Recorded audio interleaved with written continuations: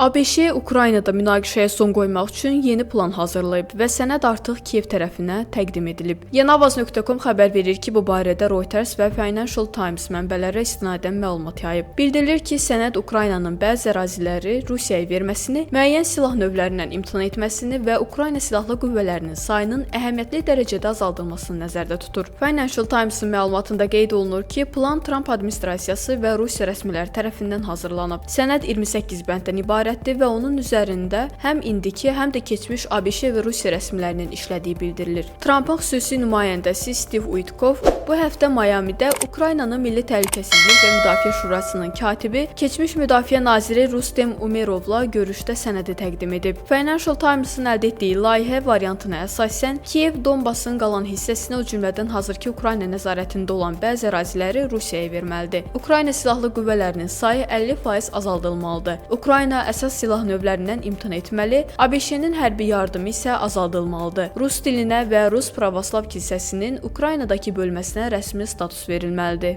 Reutersin mənbələri isə bildiriblər ki, ABŞ prezidenti Donald Trump administrasiyası Ukrayna prezidenti Volodymyr Zelenskinin sənədin əsas müddəalarını qəbul etməsini gözlədiyini bildirib. Ukrayna rəsmiləri planın Rusiya tələblərinə həddindən artıq yaxın olduğunu vurğulayaraq onu qəbul edilməz adlandırıblar. Mənbələrdən biri Ukraynanın sənədin hazırlanmasında heç bir iştirakının olmadığını təsdiqləyib.